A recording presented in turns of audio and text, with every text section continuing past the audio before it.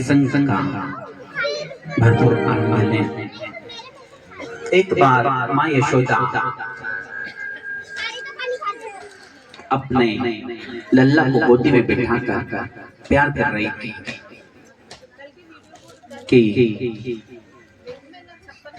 जो दूध चूल्हे पर चढ़ा हुआ था वो उफनता है और वो लल्ला को नीचे बिठाकर गोदी से उतारकर तुरंत दूध की ओर दौड़ती है। कन्हैया ने देखा कि माँ मुझसे ज्यादा दूध को महत्व दे रही है। कन्हैया को क्रोध आ गया और माखन की जो मटकी टंगी हुई थी फोड़ दी। माता यशोदा को भी गुस्सा आया। छड़ी लेकर पीछे पीछे आगे आगे कन्हैया, पीछे पीछे माता यशोदा।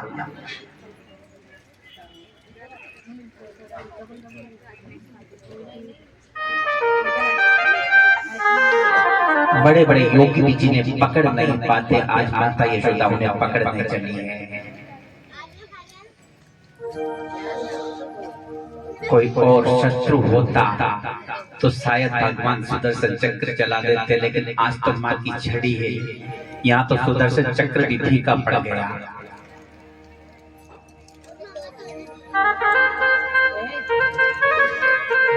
कन्हैया को पकड़ा, बोले तो बहुत शैतान हो गया है। डोरी दी और बांधने लगी मां कन्हैया को।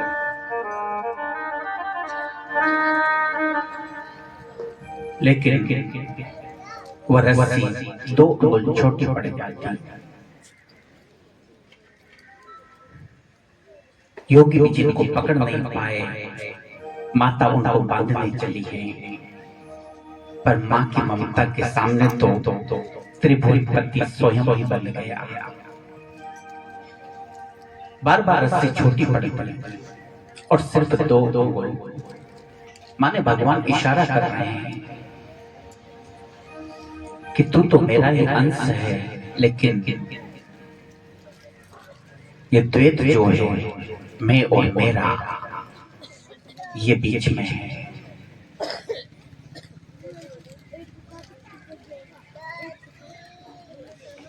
जीव और माया ये दोनों ही इसकी आड़ है, बाकी तो मेरा सनातन अंश है। भक्त के हृदय की द्वैत भावना को प्रभु प्राप्ति में बाधक बताता है।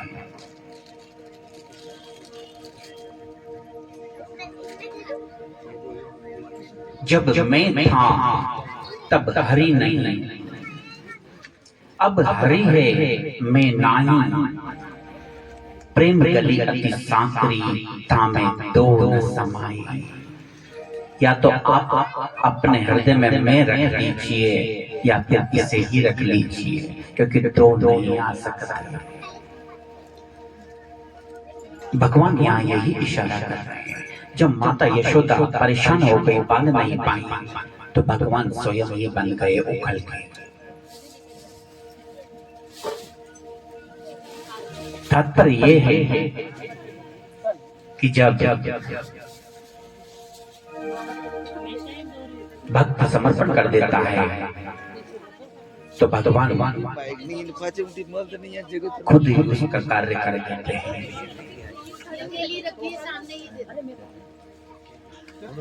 माँ अपने काम में लग गई, भगवान उखल के लगे। उखल को साथ में लेकर ही भगवान चल दिए।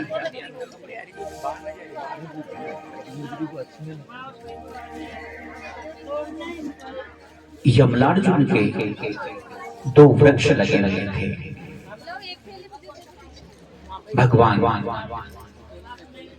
उनके मध्य से पसार होते हैं और दोनों यमलार्जुन के वृक्ष धड़ाम से गिर पड़े। यमलार्जुन शापवश वृक्ष बन गए। भगवान ने दोनों का कल्याण किया और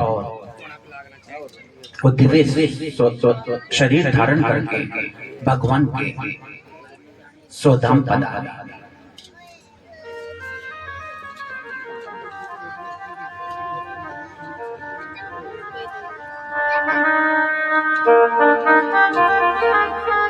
एक दिन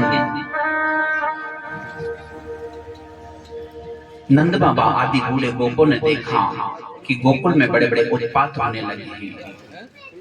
सभी ब्रजवासी विचार करते हैं क्या करना चाहिए। तभी उपनंद नामक गोप ने गोकुल छोड़कर वृंदावन जाने का विचार सबके मध्य रखा।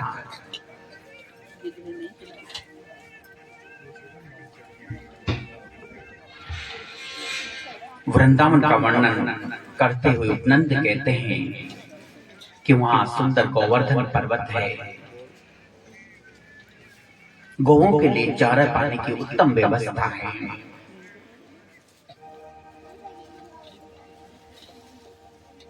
हर ऋतु में वहां पर सुखद वातावरण है।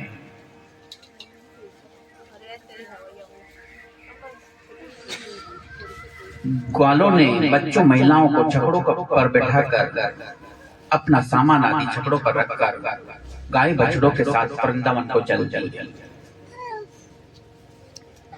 वृंदावन में निवास करते हुए भगवान गोचारण की लीला प्रारंभ करते हैं।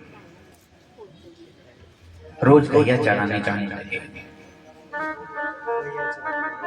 बांसुरी बजाने लगे।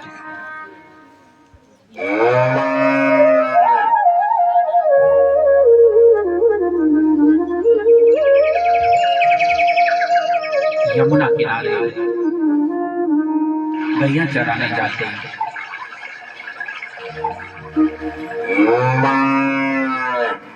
वृत्रासुर नाम का एक व्यक्ति उन्हें मारने के लिए आता है, लेकिन भगवान उसे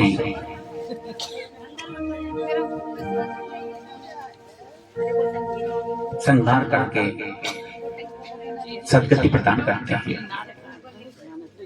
तत्पश्चात बकासुर नाम का दैत्य आता है,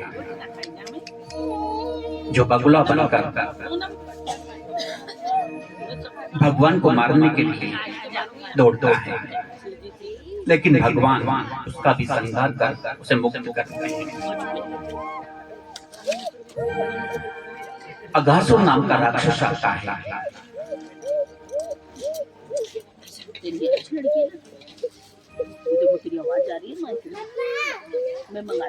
ये अघासुर पूर्व जन्म में शंख का पुत्र अघ था। इसको अपने सौंदर्य पर बड़ा गर्व था। एक बार अष्टावक्र जी से इसकी भेंट होती है। अष्टावक्र जी 8 जगह से टेढ़े मेढ़े थे और कुरूप शरीर, लेकिन ज्ञान में सर्वोपरि थे।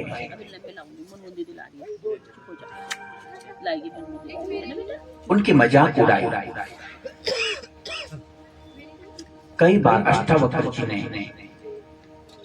उसकी बातों को अनसुना कर दिया, लेकिन बार बार हंसी उड़ाने पर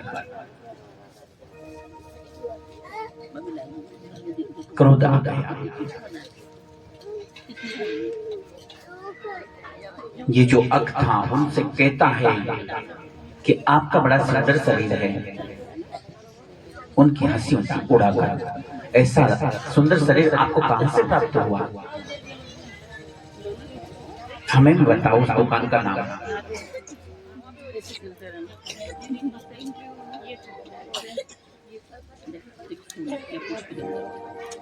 अष्टावक्र जी कहते हैं, मूर्ख, जिस दुकान से संपूर्ण प्राणियों के शरीर बनते हैं, ये उसी परमात्मा ने मुझे प्रदान किया है, और शरीर सदा सबका रहता नहीं है। कितना भी बड़ा राजा महाराजा हो, सदा शरीर किसी का रहा नहीं।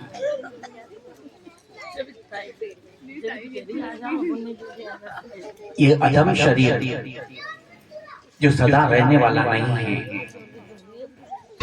दुर्गंध युक्त शरीर जिस पर तुम अहंकार कर रहे हो कि मैं इतना सुंदर हूं, जाओ मैं तुम्हें शाप देता हूं कि तुम अजगर बन जाओ, सर्प बन जाओ। और ये अगासुर बनकर पृथ्वी पर आ गया। उन्होंने विनय की कि प्रभु मेरा कल्याण कैसे होगा? बोले भगवान के हाथों ही तेरा कल्याण होगा, जा।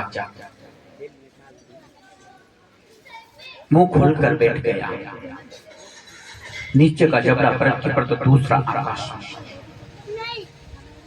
अन्य गोप सखाओं ने, भगवान के सखाओं ने सोचा शायद कोई बड़ी गुफा होगी, उसमें प्रवेश किया। बछड़े आदि भी साथ में ले गए।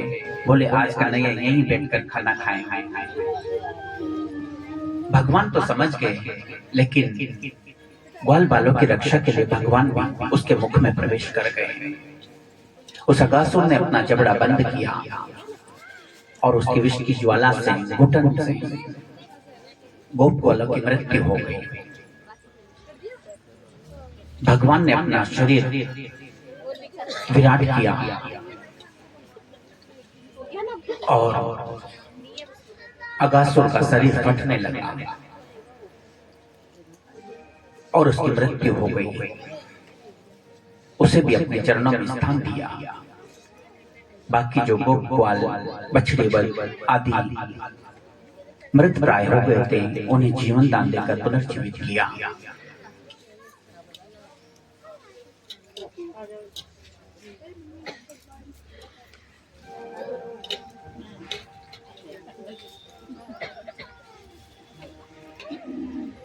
अगासुर के वध के बाद भगवान ग्वाल बालों के साथ यमुना के किनारे मंडलाकार बैठकर, गोला बनाकर बैठकर भोजन करने लगे। ब्रह्मा जी ने देखा तो उन्हें संशय हुआ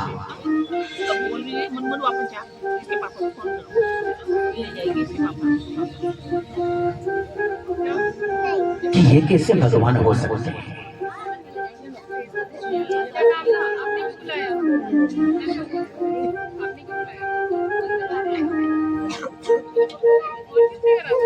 ब्रह्मा जी को भी संशय हो गया। जो दूसरे गोप ग्वालों का झूठा खा रहा है,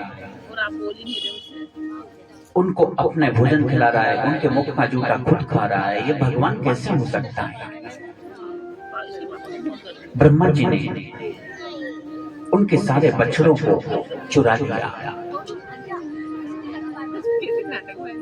गो माता को जो चराने गए थे, सभी गोप ग्वाल भगवान के साथ उनको चुरा लिया। जब भगवान उन्हें ढूंढने गए तो उनके सखाओं को भी चुरा लिया।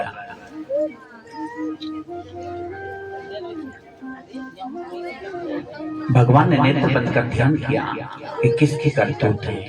देखा ब्रह्मा जी की करतूत है। भगवान जितने भी गोप ग्वाल थे उसी रूपों में विभक्त हो गए। जो जैसा था वैसे ही बन गए भगवान। और जितने भी बछड़े थे, ये बच्चों को जरा पीछे बिठाए।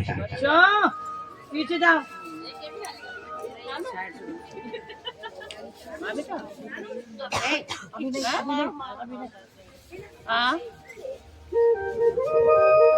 अभी तो नहीं बोली यार। बच्चों को यहाँ से दूर ले, हमारा ध्यान भंग होता है। पीछे करो बच्चों। हाँ तो लाइन से करवा देना कहा था। जिन के बच्चे संभालो। पीछे जाओ। तो ब्रह्मा जी ने जिन गोप ग्वालों को, बछड़ों को चुराया था, भगवान उतने ही रूप में बन गए। एको हम द्वितीय नास्ति, मानो संपूर्ण प्राणियों में मेरी ही सत्ता है। और संध्या जब हुई, सब अपने अपने घरों को चले गए। उनकी माताओं को यह भी पता नहीं लगा कि ये ओरिजिनल है या डुप्लीकेट है। एक वर्ष तक इस लीला का पता नहीं लगा। ब्रह्मा जी ने देखा कि चलकर देखो तो सही कि मैंने जो गोप ग्वाल चुराए थे उनका क्या हुआ। वृंदावन में आए और देखते हैं जैसा पहले चल रहा था सब कुछ वैसे के वैसे ही चल रहा है। इधर ब्रह्मा जी वृंदावन में आए और उधर कन्हैया ब्रह्मलोक पहुंच गए। द्वारपालों को बोला, बोले देखो आजकल बहरूपीय बहुत हो गए हैं। ब्रह्मा जी बनकर पहुंच गए कन्हैया ब्रह्मलोक में। बोले देखो आजकल बहरूपीय बहुत हो गए हैं, बहुत से नकली रूप बनाकर आ जाते हैं। कोई अंदर आए तो मत आने देना, ऐसा कोई बहरूपीय आए तो। भगवान अंदर बैठे हैं ब्रह्मा जी बनकर। ब्रह्मदेव पहुंचे, अंदर जाने लगे, पहरेदारों ने रोक दिया। हुआ बोले मैं ब्रह्मा जी। बोले नहीं, तुम ब्रह्मा कैसे हो सकते हो? अभी अभी भगवान ब्रह्मा जी ने बोला है कि बहरूपीय बहुत घूम रहे हैं, तुम ब्रह्मा जी का सॉन्ग रच के आ गए यहाँ पे, चले जाओ। जाते हो कि नहीं जाते हो? बोले मैं ओरिजिनल ब्रह्मा हूं। अब जब कोई कहे कि ओरिजिनल मैं हूं और उधर ओरिजिनल बन के दूसरा बैठा है। ब्रह्मा जी ने ध्यान लगाया कि अंदर तो स्वयं नारायण बैठे हैं ब्रह्मा जी बनकर, क्षमा याचना। बोले प्रभु, बोले कृष्ण कन्हैया लाल की। इसलिए कहते हैं सोच समझ के टक्कर लेना, नंद को लाल बड़ो व्यापारी। बोले प्रभु क्षमा करें, मैं आपकी लीला पर संशय कर बैठा था। जैसे माँ के पेट में बालक होता है और वो लात भी मारता है तो माँ उस पर क्रोधित नहीं होती, ऐसे ही आप मेरे अपराध को क्षमा करें। भगवान ने कहा तथास्तु, दोबारा ऐसी गलती मत करना। 1 वर्ष की इस लीला का किसी को पता नहीं चला।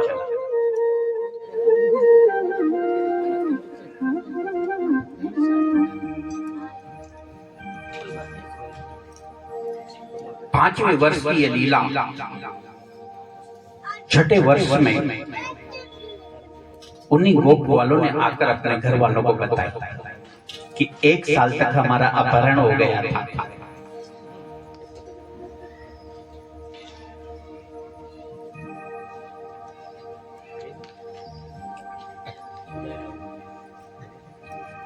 भगवान की हर लीलाएं प्राणी मात्र के कल्याण के लिए होती है। एक समय यमुना किनारे काली दल पर गेंद खेल रहे थे। भगवान ने जानबूझकर गेंद को नदी में फेंक दिया।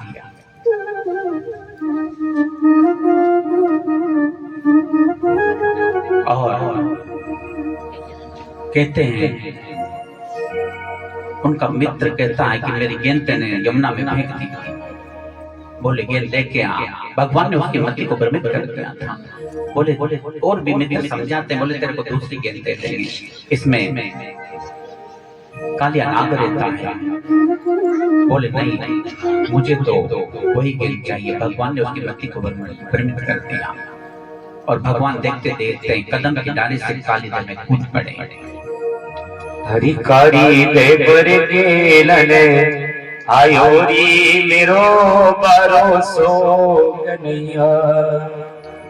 हरि मेरो भरोसो कन्हैया, हरि मेरो छोटो सो कन्हैया। हरिकारी देवर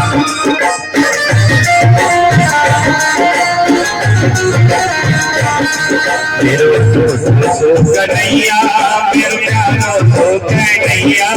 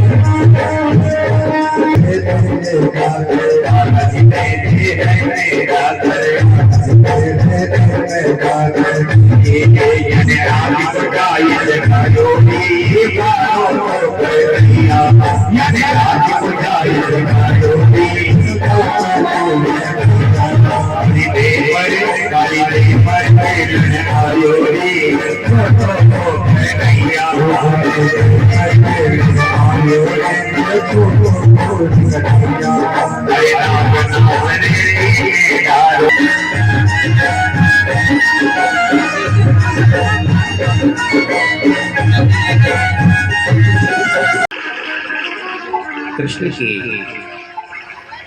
पराक्रम को जानते थे। बलराम जी मनी मनी मुस्कुराए कि मुझे चिंता नहीं उसकी, उसे चिंता हमारी है। मेरा नटखट कन्हैया एक अकेला सब पर भारी है।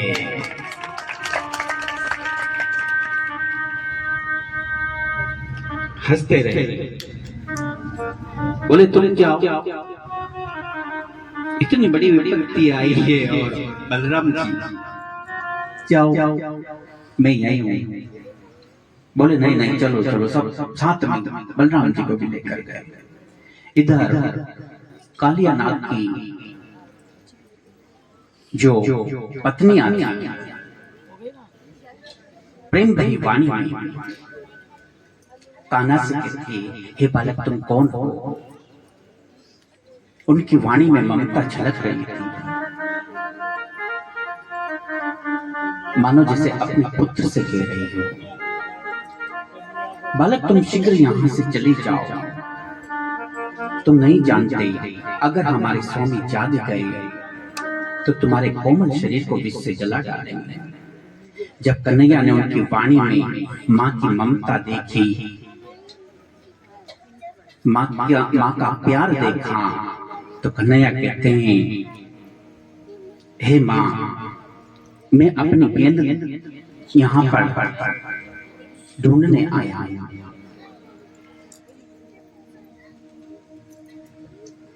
और तुम कहती हो कि यहां से चले जाओ, नहीं तो तुम्हारे स्वामी जाग जाएंगे। तो मैं भी इसीलिए आया कि वो जाग जाए। कन्हैया ने कालिया की पूंछ पर जोर से लात मारी। कालिया क्रोधित होकर जाग उठा, फुफकारता हुआ विष उगलता हुआ कृष्ण को जगड़ लेता, परंतु एक ही पल कृष्ण उसकी पकड़ से छूट जाता है। घनघोर युद्ध हुआ। कृष्ण के प्रहारों से कालिया की नस नस टूट गई।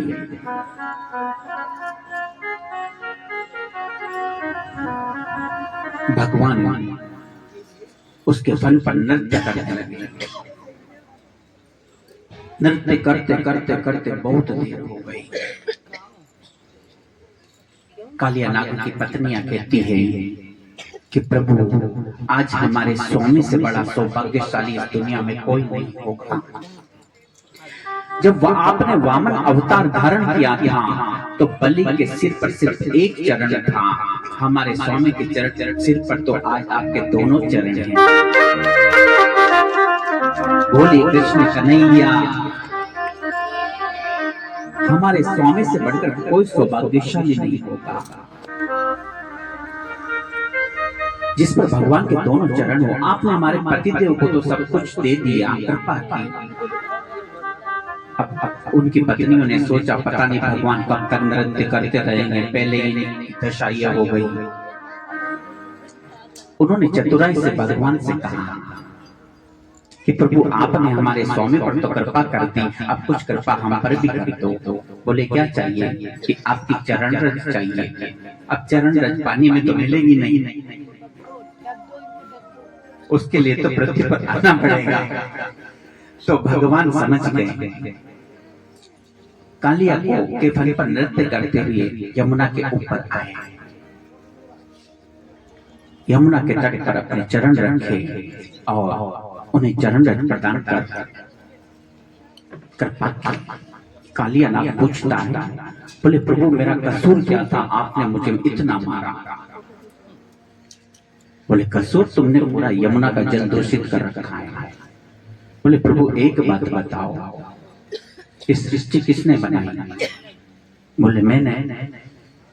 इस सृष्टि में नाग किसने बनाए, सांप किसने बनाए? बोले मैंने।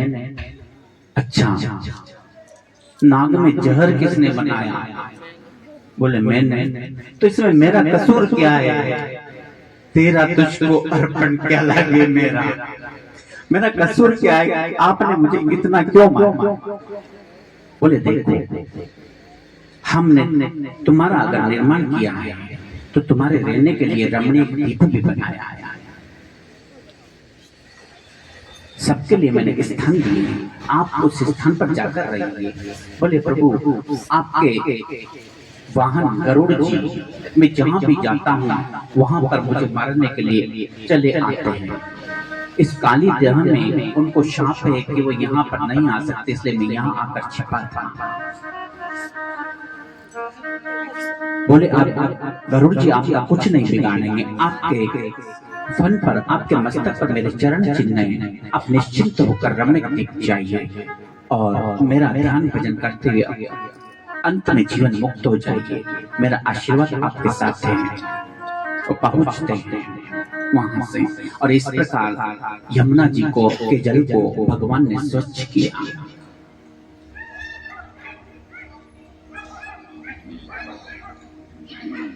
कालिया मर्दन के बाद अधिक रात्रि हो जाने के कारण सारे ब्रजवासी यमुना के तट पर ही सो जाते हैं। तभी अचानक रात को दावान मतलब जंगल की आग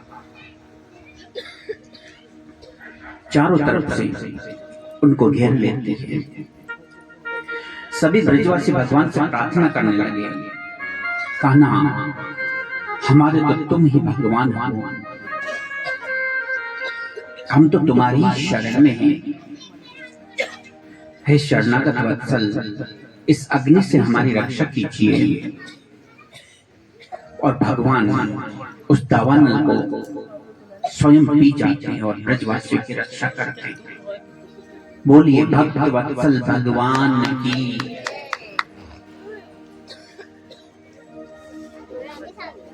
राजा परीक्षित जी सुखदेव मुनि से पूछते हैं कि हे भगवान,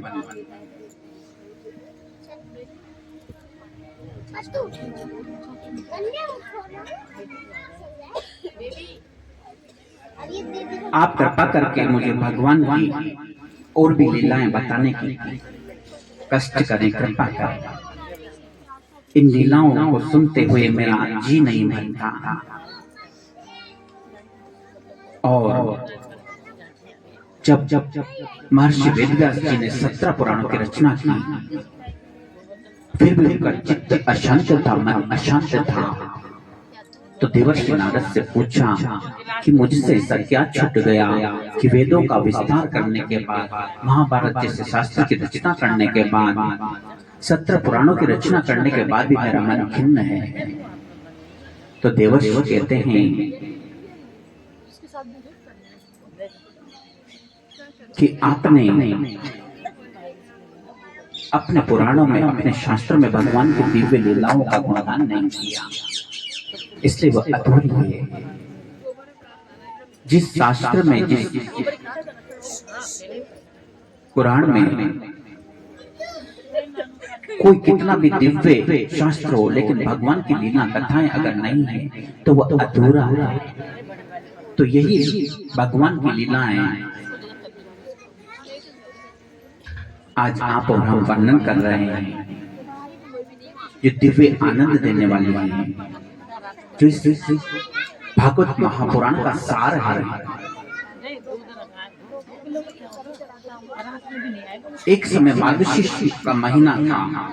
ब्रज की गोपियां कृष्ण को पति रूप में पाने के लिए मां कात्यायनी का व्रत करती है। सिर्फ हविष्यान्न खाकर अपना व्रत धर्म निभाती है। यमुना जी में स्नान कर रही थी। भगवान से कुछ भी छुपा हुआ नहीं।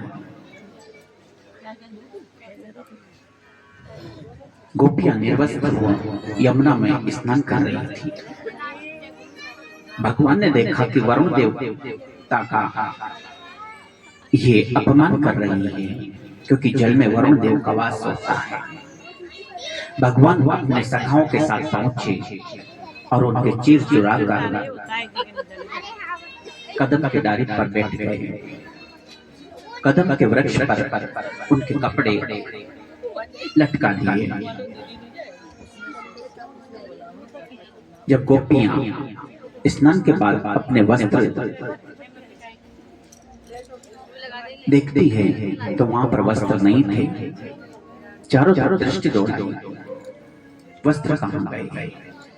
तो देखा तो कदम पर लटके हुए हैं। कदम के वृक्ष पर नटखट कन्हैया बैठे हैं। बोले कन्हैया ऐसी शरारत न करो, हमारे वस्त्र दे दो। बोले ले जाओ, है ना लटके हुए हैं, ले जाओ। बोले लेके कैसे जाएं, तुम देख नहीं रहे हो हमारे ठंड के मारे दुर्दशा हुई जा रही है पानी में, और हम बाहर कैसे आए? बोले जैसे अंदर गई थी।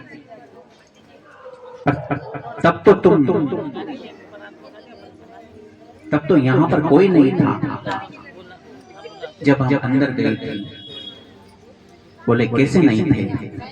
सब थे तो ये वृक्ष थे, ये नदी थी, और पशु पक्षी थे,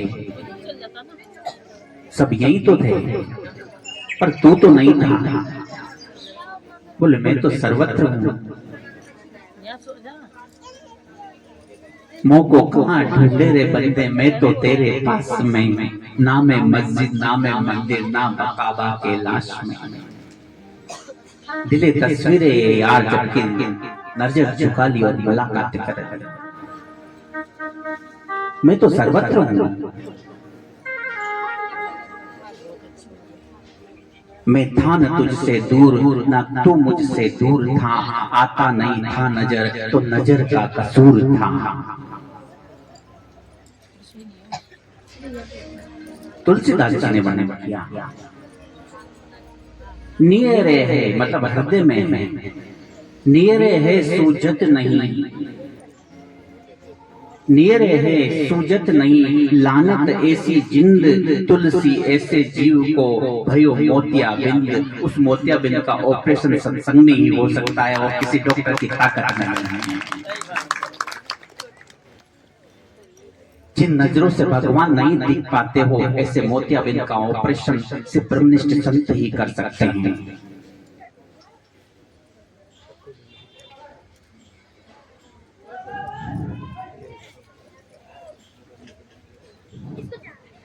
गोपियों से भगवान कहते हैं कि देखो, तीर्थों की मर्यादा रखना सीखो, तीर्थ को पिकनिक स्थान मत बनाइए।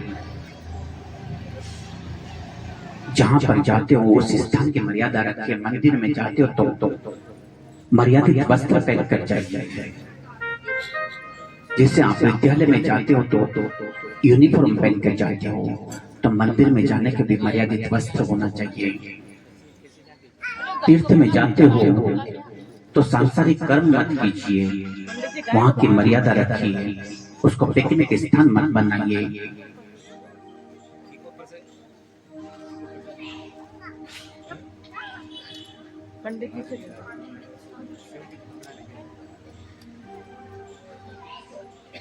तो भगवान ने गोपियों को ज्ञान दिया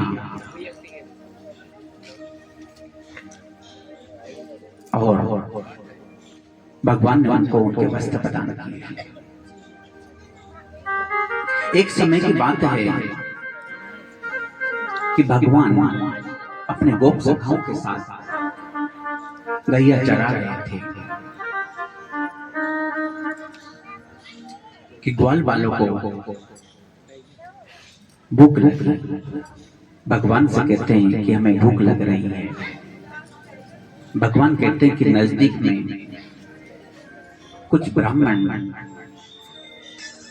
यज्ञ कर रहे हैं, आप वहां पहुंचते हैं।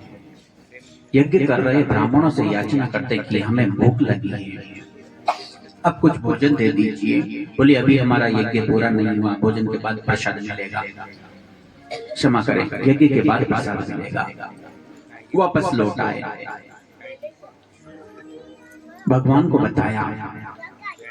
भगवान कहते हैं कि दोबारा जाओ और मेरा नाम लेना कि कन्हैया ने कहा है कि हमें भूख लगी है, दोबारा पहुंचे। फिर डांट कर भगा दिया। बोले नहीं, जब तक यज्ञ पूरा नहीं होता कुछ नहीं मिलेगा। कन्हैया ने कहा है तो क्या हुआ, वापस आए।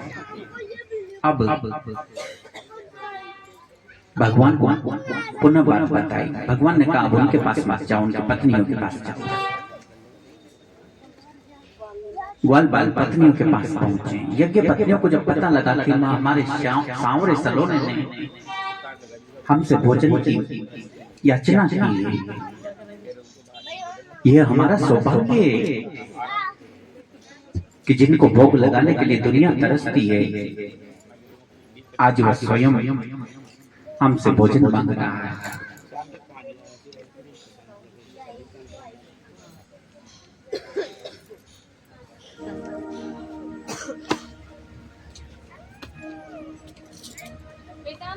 आप श्री डॉक्टर विनोद कुमार जी सक्सेना दादाबाड़ी से हमारे बीच आए हैं कथा श्रवण करने। बच्चों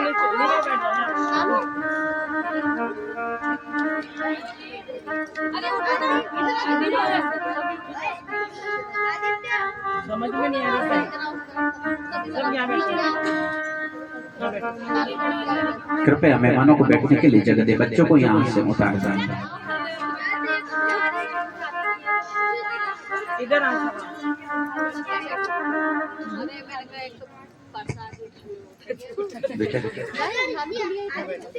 यज्ञ पत्नियों को पता लगा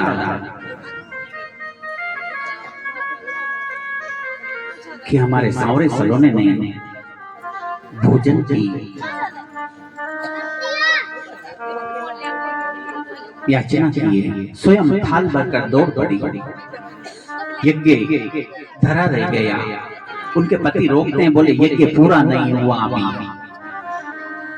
किसी के रोकने से नहीं रुकी। बोले जो यज्ञ का कर्ता भोक्ता सब कुछ है, जब वही मांग रहा है तो यज्ञ का क्या करोगे। दौड़ पड़ी। भाड़ में गया ऐसा यज्ञ। यज्ञ करने के बाद ही जिसको भोग लगाना चाहते हो वो स्वयं ही तुम्हारे द्वार पर आया है, तुम यज्ञ को लेकर बैठे हो। रोकने से भी नहीं रुकी, चल पड़ी। बस जैसे नदियां सागर की ओर चल पड़ती है, चल पड़ी और भगवान को भोग लगाया। भगवान ने उनके ऊपर कृपा की। यज्ञ जो कर रहे थे ब्राह्मण, वो सोचते हैं हम जीवन भर यज्ञ करते करते इस धुएं में पच मर रहे हैं और जीवन का सच्चा आनंद तो हमारी पत्नियों ने ही ले लिया। भगवान की कृपा प्राप्त कर ली, हमको अभी तक भगवान की कृपा प्राप्त नहीं हुई।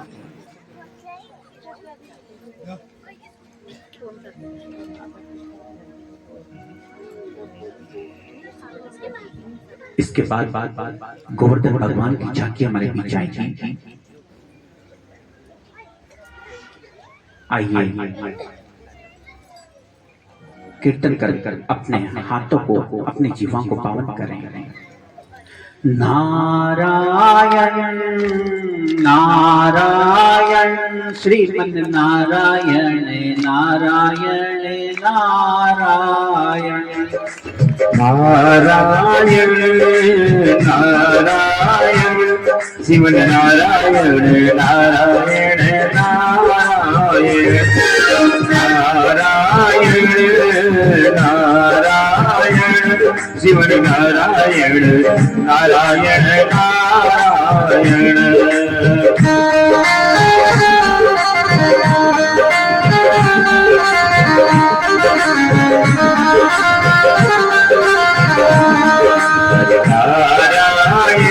बदरी नारायण लक्ष्मी नारायण नारायण नारायण नारायण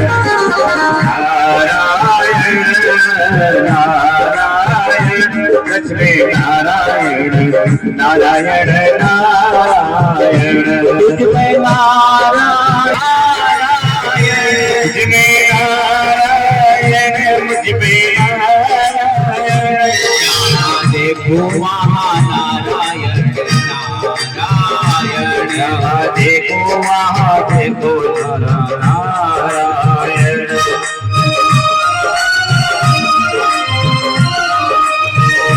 श्रीमन नारायण श्रीमन नारायण श्रीमन नारायण नारायण नारायण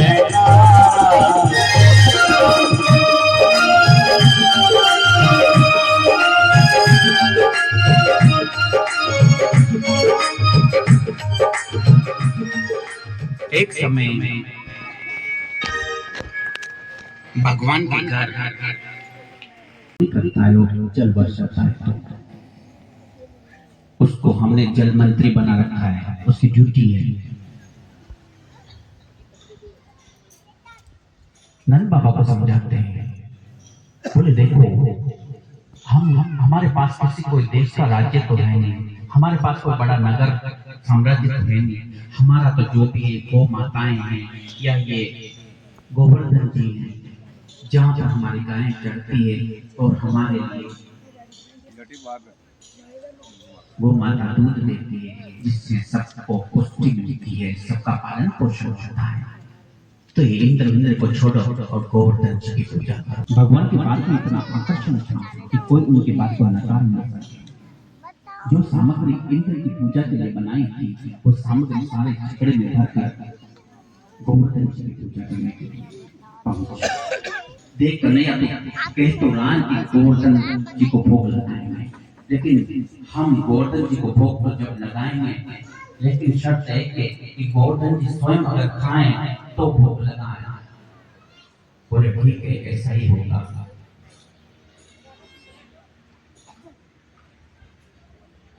आप सब पहुंचे हैं गोवर्धन जी भगवान गोवर्धन को पूजा किया।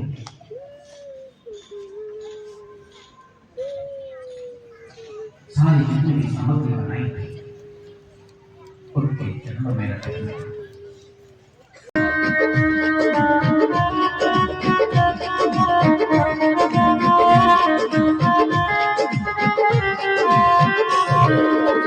रमण गिरधारी गिरधारी श्याम बनवारी।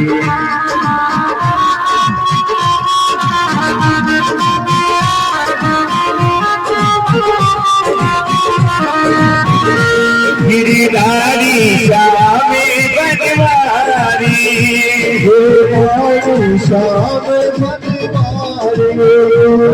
गिरधारी श्याम बनवारी, गिरधारी श्याम बनवारी, गिरधारी श्याम बनवारी।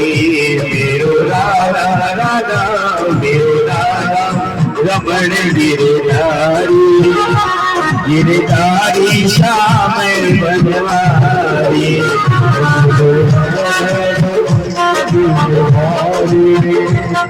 गिरधारी श्याम बनवारी।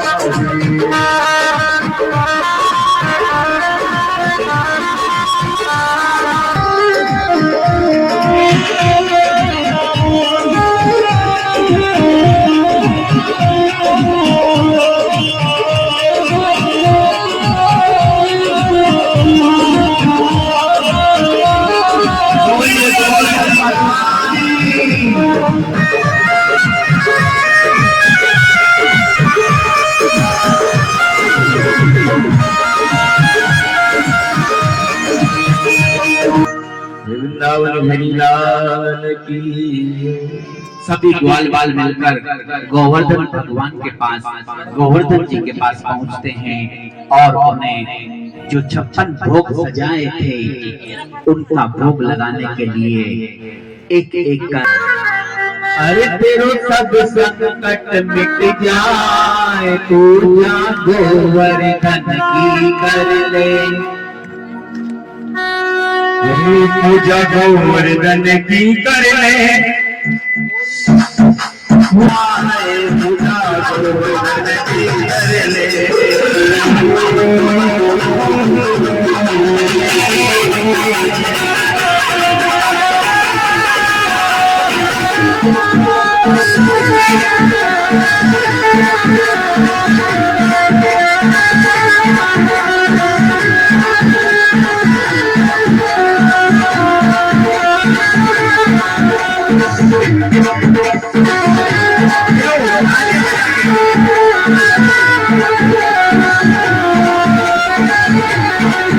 तेरी सब संकट मिट जाए, मिट जाए, पूजा गोवर्धन की।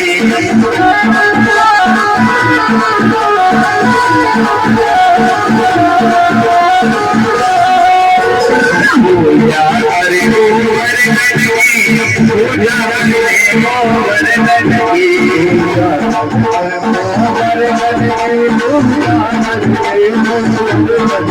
तेरे सब संकट मिट जाए, मिट जाए, पूजा करे गोवर्धन की। सब संकट मिट जाए, मिट जाए।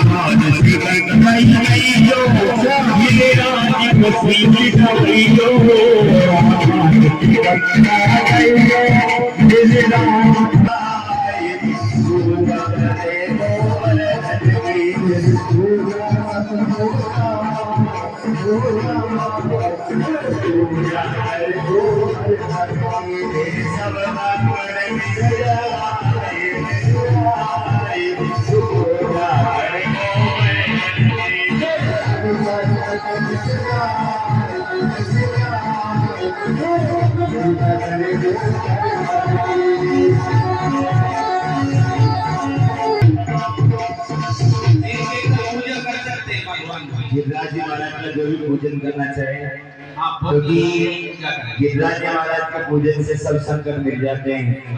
तेरे सब संकट मिट जाए। बोले गिरिराज भगवान की।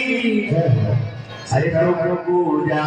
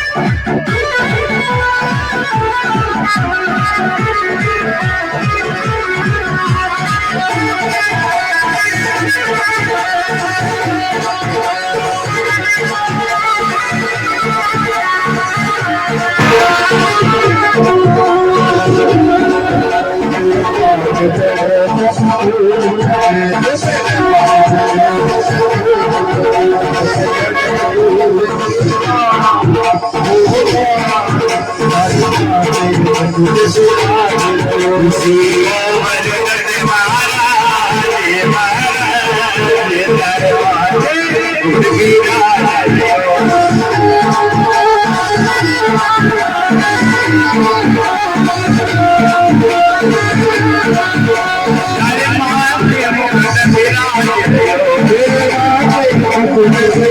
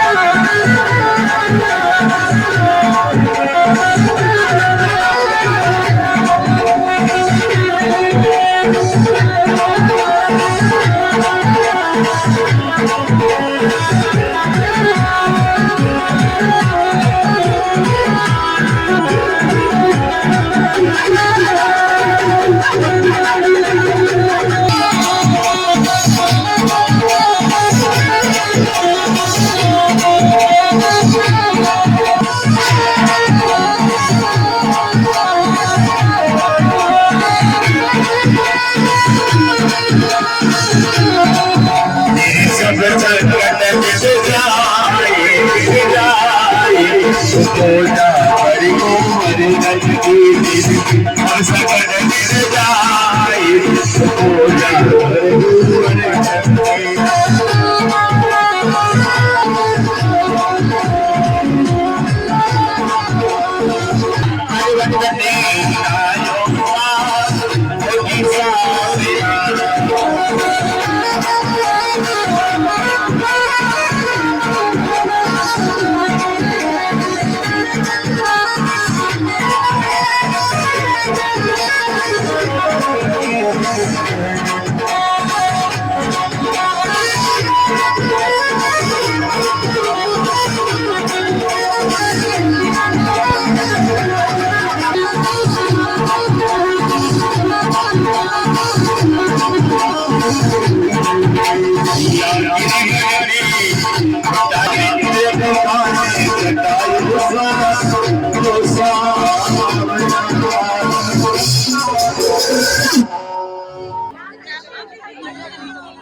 अपना दूसरा स्वरूप गोवर्धन जी पर विद्यमान करके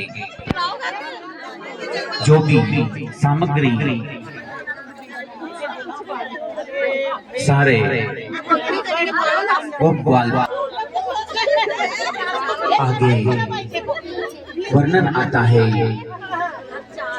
कि जब भगवान अपना दूसरा स्वरूप बनाकर गोवर्धन पर बैठे और पूजन सामग्री को स्वीकार कर रहे थे तो गोपाल पूछते हैं कि कन्हैया ये जो दूसरा रूप गोवर्धन जी पर विद्यमान है गोवर्धन जी का, इसकी शक्ल थोड़ी थोड़ी तुमसे मिल रही है।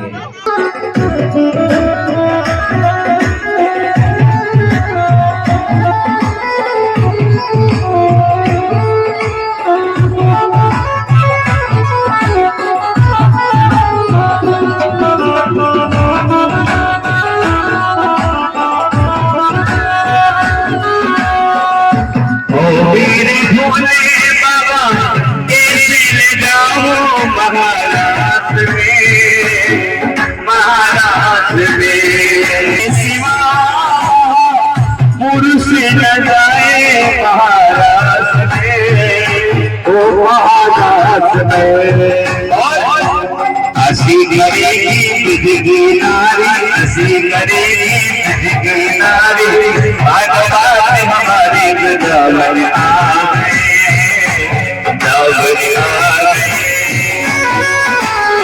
कदी नमो बोले बनारी, बन कभी विजनारी वृंदावन आए।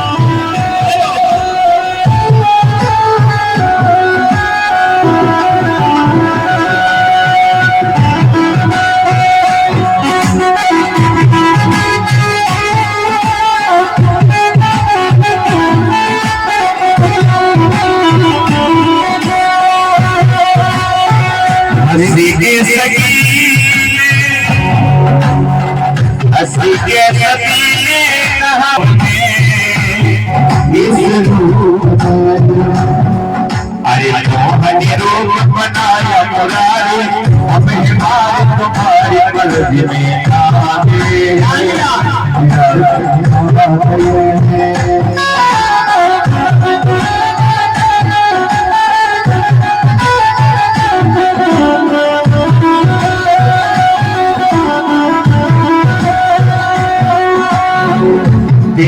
मोहनी तो समझ गई वो सारी बात रे, वो सारी बात रे। ऐसी बजाए लगात रे, ये भोलेनाथ रे, सारी मुस्कुराए दावत आ गए, दावत आ गए। गड्डी में भोले बटनारी बन गए जिनारे, दावत आ गए, दावत आ गए।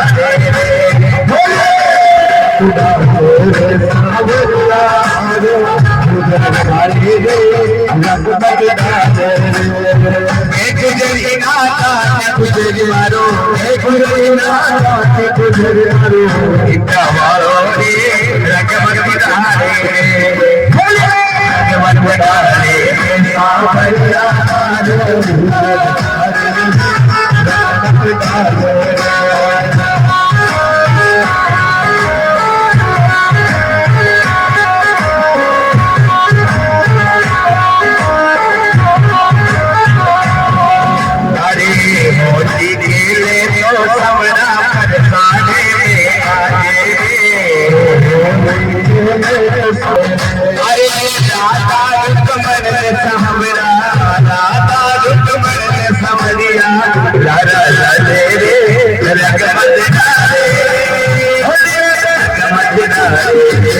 बावरिया मारो फूल हारे रंग बदलाए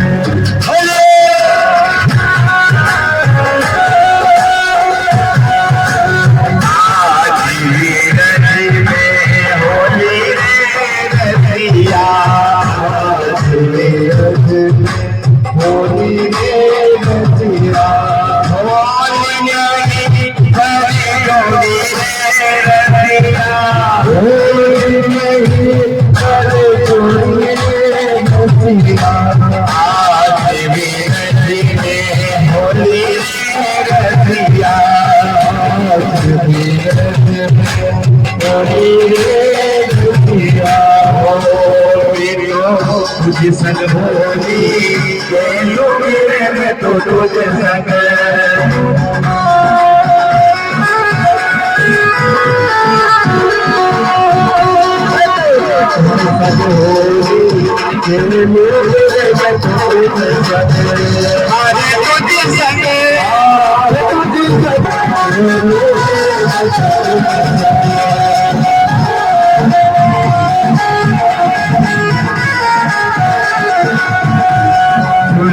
करे डालो सीता भी करे डालो हरि कावे में करती लाल झूल में करे डालो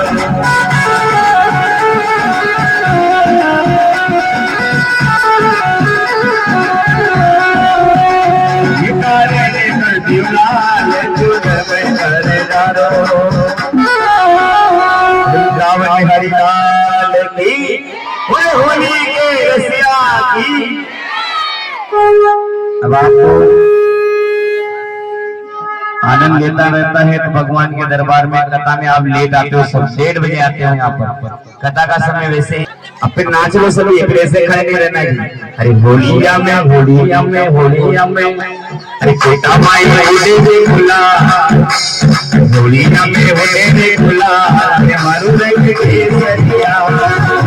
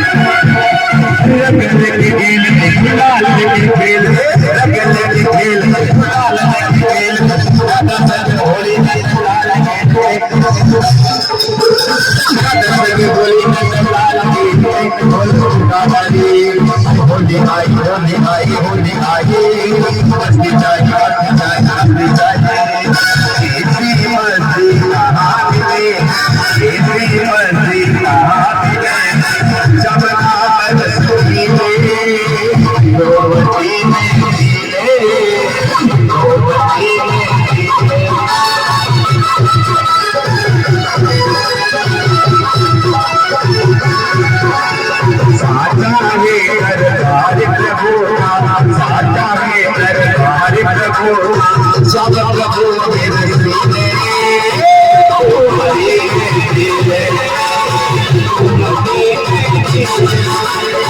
सब नाम रसीले नाम रसीले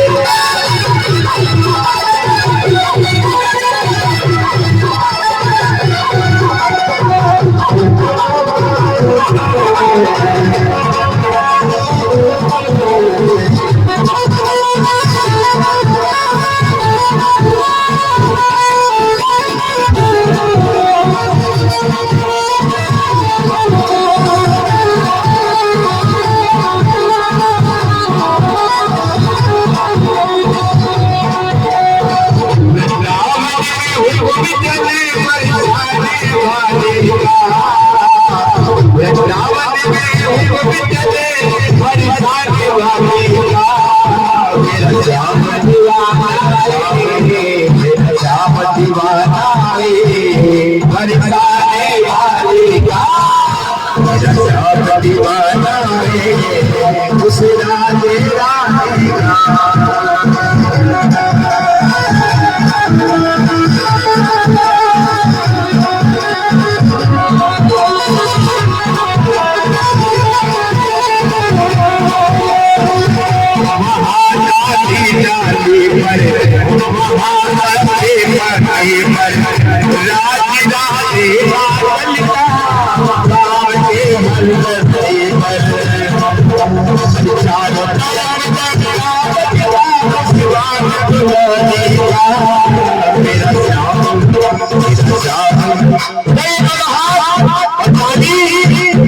मेरा श्याम श्याम श्याम मेरा श्याम श्याम श्याम मेरा श्याम श्याम मेरा श्याम दीवाना बरसाने वाली श्याम दीवाना बरसाने वाली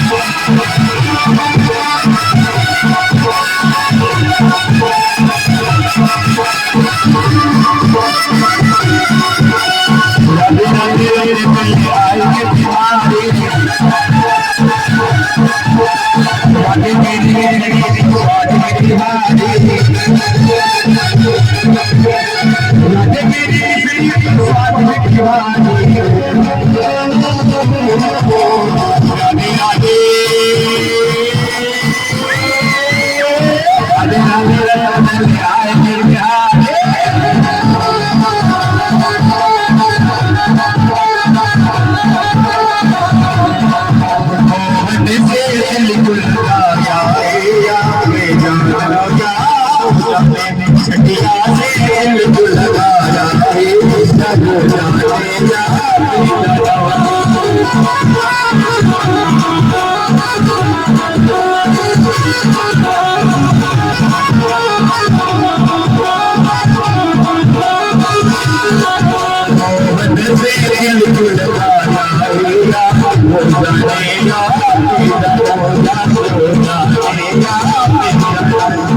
बोझा